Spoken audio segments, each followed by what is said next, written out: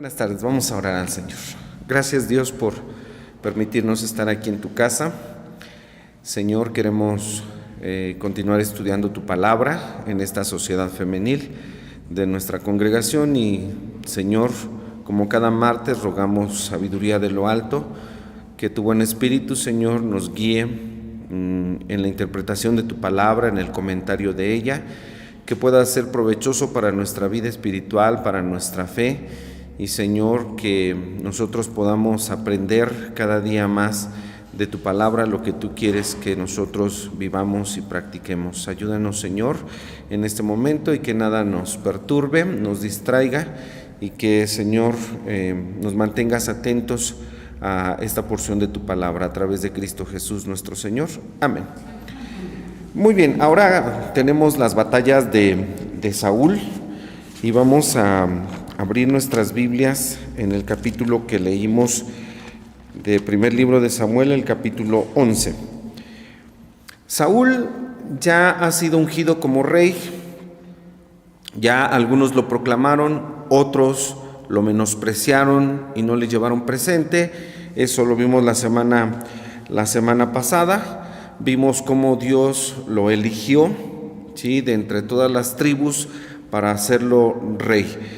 Pues ahora el capítulo 11 dice que subió Naas. Naas es el rey amonita. Recuerden ustedes que los amonitas eran descendientes de Lot, ¿sí? Amón y Moab fueron descendientes de Lot, el sobrino de Abraham. Es decir, hay una relación de parentesco entre los amonitas y los israelitas, quienes son descendientes de Abraham. Esto ustedes ya lo conocen. Y dice que Naas, el rey amonita, en turno y en ese momento asentó campo contra los de Jabes de Galaad. Jabes de Galaad está como dice la expresión bíblica, en la otra parte del río, ¿sí?, del río Jordán hacia este lado, así como ustedes lo están viendo, ¿sí? Está de aquel lado. Ustedes recordarán que 2 tribus y media se quedaron en el territorio de esa otra parte del río. Cuando Moisés todavía venía al frente del pueblo, recuerden que Moisés guió al pueblo de Israel prácticamente a lo que diríamos nosotros las puertas para entrar a la tierra prometida. Pues de esa otra parte del río se quedaron algunas tribus, pero ellos conquistaron esa tierra en tiempos de Moisés y derrotaron a Sehón, el rey amorreo, y a Og, el rey de Basán. Ustedes recuerdan ese episodio que está narrado en el capítulo 21 de Números. Allá en Números 21 dice que ellos fueron derrotados, Sehón y Og, el rey de Basán. Y voy a leer 2 textos de Números 21, el 26 y después el versículo 31, que dicen de esta manera: porque Hesbón era la ciudad de Sehón, rey de los amorreos. Escuchen esto: el cual había tenido guerra antes con el rey de Moab, y tomando de su poder toda su tierra hasta Arnón. Es decir, que este Sehón peleó contra los amonitas y les quitó el territorio que poseyó en su momento Sehón. Cuando Moisés viene del desierto con el pueblo de Israel, derrotan a Sehón y se quedan con ese territorio que había pertenecido a los amonitas. Y entonces los amonitas siempre reclamaron esa tierra, ese territorio donde se quedaron las tribus de Israel, de esa otra parte del río. Siempre los amonitas estuvieron reclamando esa parte y peleaban constantemente contra Israel porque decían: esa es nuestra tierra. Israel decía: porque Dios les había dado instrucciones de que pues eran parientes con los amonitas y con los moabitas, que no los molestaran, que no, inclusive cuando venían del desierto, queriendo atravesar por sus tierras, Dios les dijo: si van a pasar por el territorio moabita y amonita, no toquen nada de ellos, respétenlos por esta razón que ya mencionamos. Pero los moabitas siempre reclamaban ese territorio. Siempre. E Israel decía: nosotros no les quitamos el territorio a ustedes, se lo quitamos a Sehón, al rey amorreo. Y entonces Israel decía: es legítima nuestra posesión. Pero los amonitas no quedan satisfechos porque dicen: esa tierra es de nosotros. Y ese pleito fue una constante, no solamente aquí, en otros episodios de la Biblia vemos las mismas luchas de los amonitas contra Israel, diciendo: denos ese territorio que a nosotros nos pertenece. Pues este Naas amonita asentó campo contra los de Jabes de Galaad, y todos los de Jabes de Galaad le dijeron a Naas, al rey amonita, dijeron: no, espérate tantito, mira, vamos a hacer alianza contigo. Nosotros somos menos, no queremos guerra contigo, vamos a hacer alianza contigo. Y Naas, dice el versículo número 2, que les responde a los israelitas de esa otra parte del río, les dice: está bien, voy a hacer alianza con ustedes, pero hay una condición. La condición es que se van a quitar el ojo derecho, se van a sacar el ojo derecho. Todos los varones de Israel se van a sacar el ojo derecho. Y los de Jabes de Galaad dicen: ¿pero cómo? Y Naas dice: esa es la condición. ¿Aceptan o hacemos guerra? Porque dice que asentó campo contra Israel, contra los de Jabes de Galaad. Y los de Jabes de Galaad, los ancianos, dicen: no, mira, danos 7 días. Vamos a mandar el recado al territorio de Israel. Si en 7 días nadie nos defiende, aceptamos tu condición. Dice: aceptamos la condición que tú dices de quitarnos el ojo derecho a todos los varones. ¿Por qué esta condición del rey amonita, de Naas? Estaba yo leyendo el comentario que al quitarles el ojo derecho a los varones, los estaba inhabilitando para la guerra. ¿Por qué causa? Fíjense bien, porque la mayoría somos diestros. En Israel de la misma manera, los zurdos eran muy poquitos. Hay algunos casos en la Biblia de personas zurdas, como hasta el día de hoy, ¿no? En nuestras comunidades, en nuestras iglesias, pues levanten su mano quienes son zurdos, y uno que otro levanta la mano, ¿sí? La mayoría somos diestros. En Israel igual. Si les quitaban el ojo derecho a los varones, dije que los inhabilitaban para la guerra, porque ellos el escudo lo tomaban con la derecha, con la izquierda, y la espada con la derecha. Cualquiera de nosotros diestros pelearíamos así: escudo en la izquierda, y en la mano más hábil, nuestra diestra, tomaríamos la espada. Si me quitan el ojo derecho, cuando yo cubro para defenderme con el escudo, tapo mi ojo izquierdo, y si no tengo el ojo derecho, prácticamente los hombres quedan inhabilitados para una lucha. Vean la astucia con la que Naas, el rey amonita, dice: está bien, vamos a hacer alianza, van a ser mis súbditos, pero los quiero sin el ojo derecho. Esa era la razón por la que dice que les iba a quitar el ojo derecho, los iba a inhabilitar, ¿sí? Reclamando, vuelvo a recalcar, esa tierra de esa otra parte del río que decían los amonitas: eso es de nosotros, dénoslo, ¿no? No importa que seamos parientes lejanos, nosotros queremos el territorio. Y esto me hacía recordar, pues, cuántos pleitos no existen entre hermanos, medios hermanos, familia, por las tierras. Eso es mío. Mi papá dijo, mi mamá dijo, mi abuelito dijo, ¿no? Y los pleitos por los bienes y los pleitos por la tierra, que este era un pleito legítimo, y la posesión de Israel, lo que Israel tenía la razón. Ya les he dicho muchas veces que las guerras eran no de pueblo a pueblo, sino de tu Dios y mi Dios. Y nosotros tenemos a Jehová de los ejércitos con nosotros. Israel es el pueblo de Dios, es el ejército de Dios. Y entonces todo territorio que Dios permitió que Israel poseyera era legítimo, porque Dios se los había otorgado. Además que el Señor les había dicho: todo lugar donde ustedes pongan la planta de vuestro pie será vuestro término. Entonces era legítimo, ¿sí? Porque a los ojos de otras personas pareciera que pues entonces el Dios de Israel es un Dios malo, porque despoja a las gentes de las tierras, los saca y hay asesinatos. No, era legítimo, ¿sí? Y bueno, entonces mandan el recado los de Jabes de Galaad a todo el territorio de Israel, diciendo: bueno, pues vamos a hacer alianza con Naas, pero Naas nos pone de condición quitarnos el ojo derecho.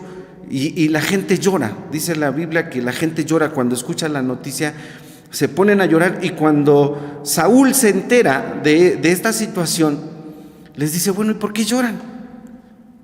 Y se entera, dice la Biblia, que el pueblo lloró, todo el pueblo lloró a voz de grito. Esto dice el versículo 4: llegando los mensajeros a Gabá de Saúl, dijeron estas palabras en oídos del pueblo, y todo el pueblo lloró a voz de grito. Y aquí que Saúl venía del campo tras los bueyes, venía después de un día de trabajo en el campo, y dijo Saúl: bueno, ¿qué tiene el pueblo?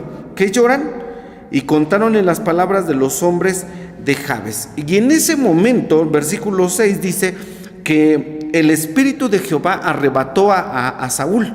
Entró un celo en Saúl cuando escuchó estas palabras, y se enojó. Dice la Biblia que se airó en gran manera, se enojó. Su ira explotó, y toma 2 de esos bueyes que él venía cuidando, muy probablemente de la familia, del ganado de la familia, los despedazó y mandó mensajeros por todo el territorio de Israel con los trozos de carne de esos 2 bueyes, diciendo: esto vamos a hacer a los bueyes de los hombres que no vengan con nosotros a defender a nuestros hermanos de esa otra parte del río. Y Saúl, de esta manera, enojado, hace una convocación, quizás obligada, sí, porque hay una amenaza: si tú no vienes a la guerra, tu ganado, esto es lo que le vamos a hacer a tu ganado, los vamos a descuartizar. Y entonces Israel responde, porque dice la Escritura que Jehová, esto es interesante, porque dice la Escritura que Jehová puso en ellos un temor. Versículo 7 al final dice: cayó temor de Jehová sobre el pueblo y salieron como un solo hombre. Dios, este versículo 7 es importante porque Dios hace que haya temor en la gente de Israel ante las palabras de Saúl, y entonces salen todos como un solo hombre, dice la Biblia, y el número de los hombres que acudieron fueron 300,000, dice la Biblia, del territorio de Israel, y 30,000 de los hombres de Judá. 330,000 hombres dispuestos para ir a defender a sus hermanos de la otra parte del río. Y van a la lucha, pero no, Saúl prudentemente hace algo como líder de ese ejército, de esos 330,000. Dice: no voy solo, Samuel tiene que ir conmigo. Es decir, que él, en su carácter de rey, está respetando el carácter del profeta, del siervo de Dios, y dice: juntos vamos a ir a esa guerra, ¿sí? De hecho, hace esa convocatoria en la que también Samuel acude a esa batalla. Dice la Escritura que Saúl, una vez que convocó a los soldados y una vez que los reclutó, les manda avisar a los de Jabes y dice: mañana por la mañana, antes de que salga el sol, nosotros vamos a hacer guerra contra Naas, el rey de los amonitas. Dice, mañana antes de que salga el sol. Y va todo el pueblo. Y Dios les da una victoria. Vencen a los amonitas, ¿sí?, tomándolos descuidados. Dice que Saúl hizo 3 escuadrones, los dividió, y antes de que amaneciera, atacaron a los amonitas y los destruyeron. Dice la Biblia que esta victoria, Saúl se la otorga a Dios. Dice, hoy Jehová ha dado salud a Israel. Dice en versículo 13, hoy ha obrado Jehová salud en Israel. Dios les da la victoria, ¿sí? Destruyen a los amonitas, los dispersaron, dice la Escritura, de tal manera que no quedaron 2 hombres juntos. Y Dios les dio la victoria. Pero dice en otros pasajes de la Biblia, lo que les mencioné hace un momento, que los amonitas insistían, tratando de recuperar ese territorio. En esta ocasión Dios los entrega en manos de Saúl y el pueblo se alegra y lo celebran. De hecho, mientras ellos están gozosos de haber derrotado a los amonitas, dicen, bueno, a ver, ¿quiénes fueron los hombres que menospreciaron a Saúl y que dijeron, ¿reinará este sobre nosotros? Dice, tráiganlos y vamos a matarlos. Vean cómo Saúl sí pudo defender a Israel, como diciendo, es un buen rey, es un buen candidato. ¿Por qué lo menospreciaron? Y entonces Saúl dice, muchachos, nadie va a morir hoy, ¿sí? Dando por alto que, pues a él no le importó. Hizo como que no le importó el comentario de menosprecio de algunos de esos hombres. Dice, ninguno va a morir hoy porque Jehová nos ha dado salvación. De esta manera Saúl hace su primer batalla, hace su primer guerra y vence a los amonitas y le atribuye a Dios la victoria, ¿sí? Y entonces Samuel, que estaba presente, que fue con Saúl, dice la Biblia que les dijo, bueno, vamos entonces, ahorita que el ejército está contento, que está gozoso, vamos a Gilgal y allí vamos a ratificar el nombramiento de nuestro rey Saúl. Y así dice la Escritura que fueron todos a Gilgal, versículo 15, e invistieron allí a Saúl por rey delante de Jehová en Gilgal, sacrificaron allí víctimas pacíficas delante de Jehová y alegráronse mucho allí Saúl y todos los de Israel. Esta es la primer victoria de Saúl. Dios les ha entregado a sus enemigos, ¿sí? Pero nosotros hemos mencionado que todo triunfo, que toda gloria, que toda victoria viene de Dios. El pueblo de Dios siempre va a atribuir sus victorias y sus logros y sus triunfos a nuestro Señor. No es de nosotros, ¿sí? La fuerza no es de nosotros, la astucia no es de nosotros, la inteligencia. Con Dios, y dice la Biblia que en Cristo somos más que vencedores por medio de aquel que nos amó y se entregó a sí mismo por nosotros. Sin embargo, quiero comentarles que los amonitas, como ya lo he mencionado, volvieron a insistir después en tiempos de David. Vean ustedes, Primero de Crónicas 19. Primero de Crónicas, capítulo 19. Ahora es el tiempo de David. Después de estas cosas, dice el versículo 1, aconteció que murió Naas, rey de los hijos de Amón. Este Naas, y hago el comentario porque lleva el mismo nombre que el que acabamos de ver en tiempos de Saúl. Y la mayoría de los comentarios reconoce que al vencer Saúl a los amonitas, murió ese Naas, el rey amonita. Y aquí en tiempos de David hay otro Naas, amonita, rey amonita. Y todos concuerdan en que este o es hijo de ese Naas que venció Saúl, o es probablemente nieto de ese Naas. Pues este Naas en tiempos de David no es el mismo, que dejémoslo claro, y hago el comentario para que si algún día ustedes se topan con este pasaje, van a decir, bueno, pues ¿qué no lo venció Saúl? Sí lo venció Saúl, pero este es otro.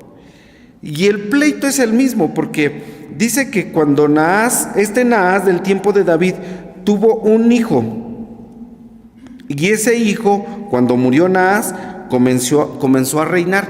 Y David, que ya era rey de Israel, manda una comitiva con este hijo de Naas para consolarlo, para darle las condolencias por la muerte de su papá. Dice, porque en algún momento ese Naas me ayudó a mí, dijo David. Y le envió una comitiva, unos mensajeros diciéndoles, dando el más sentido pésame por la muerte de su padre Naas. Pero este rey que ahora está reinando recibe de sus consejeros y les dice, oye, ten cuidado, David ha mandado esta comitiva. ¿Tú crees que te manda condolencias o que más bien los manda como espías para conquistar tu territorio? Y le meten la espinita a este hombre que se llama, dice el versículo 3, Hanán. Y Hanán, quien ahora es el rey amonita, dice, muchachos, creo que tienen la razón. Ese David no me está mandando condolencias, me está mandando espías para conquistar mi territorio. Y sigue el pleito, amonitas, Israel. Pero ahora este hombre llamado Hanán, escuchando el consejo de sus príncipes, dice, tienen razón, no me manda condolencias, me está mandando espías. Y dice que tomó a esos hombres y los rapó para avergonzarlos, los rapó y dice que les cortó los vestidos. Versículo 4, voy a leerlo literalmente, dice, entonces Hanán, estoy en 1 de Crónicas 19:4, entonces Hanán tomó los siervos de David y rapólos y cortóle los vestidos por medio hasta las nalgas y despachólos, ¿sí? Para avergonzarlos. Ya raparlos era suficiente para un judío raparse, ¿sí? Y este Hanán los rapó, les cortó los vestidos, les descubrió la parte trasera, la espalda baja, los descubrió y así los envió. Dice, no, estos no vinieron a traer condolencias, vinieron a avergonzarme, vinieron a espiarme y entonces David, para conquistarme, entonces David manda a Joab, uno de sus guerreros al frente del ejército y dice, mira, encárgate de los amonitas. Y Joás dice, pues me voy a llevar a mi hermano, porque este Hanán, cuando vio que David estaba preparando su ejército, dice, yo voy a alquilar soldados, voy a alquilar carros de guerra. Y va con los sirios y les dice, oigan, quiero que me renten. Entregó, dice la Biblia, 1,000 talentos de plata.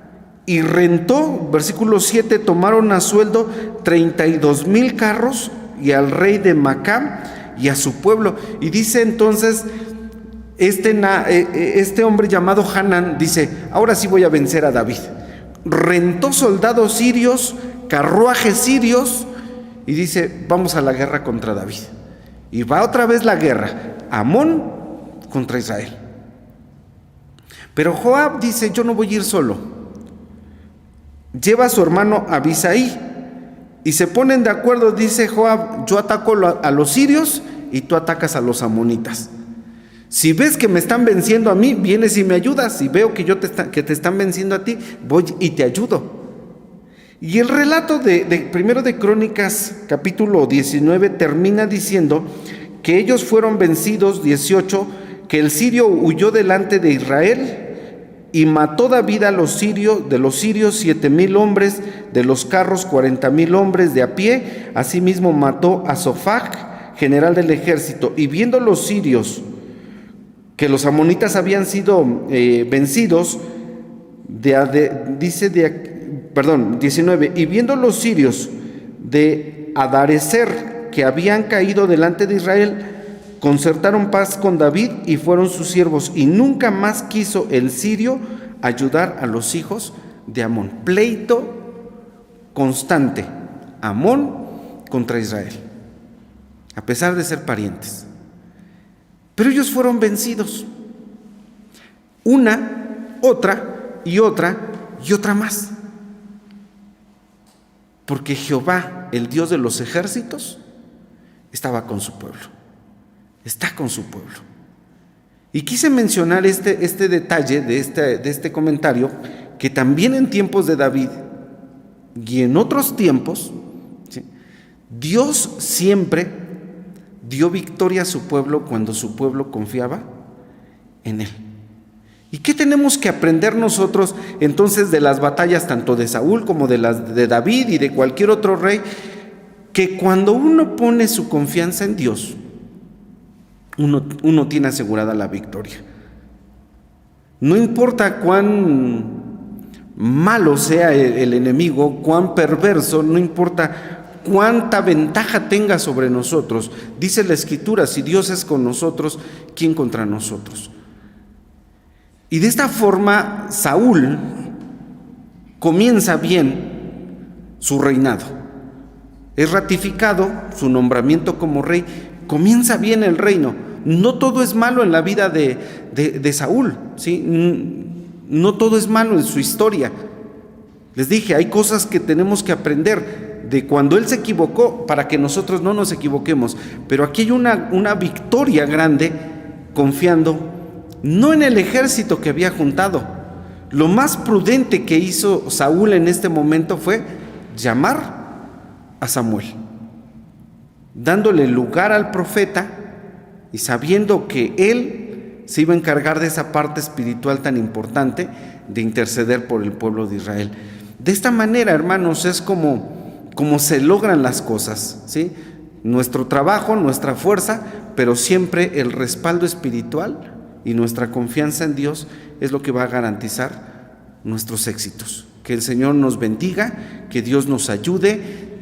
Luchas las enfrentamos todos los días, no hay guerra fácil, no hay pelea sencilla, no hay rival, no hay enemigo, ¿sí?, que tengamos nosotros que menospreciar. No, el enemigo, hermanos, tenemos un enemigo, pero en Cristo Él está derrotado, ¿sí? Que Dios nos bendiga, nos ayude y nos permita seguir adelante en nuestra vida, que el Señor nos siga capitaneando, nos siga llevando de triunfo en triunfo y de gloria en gloria. Así sea. Amén.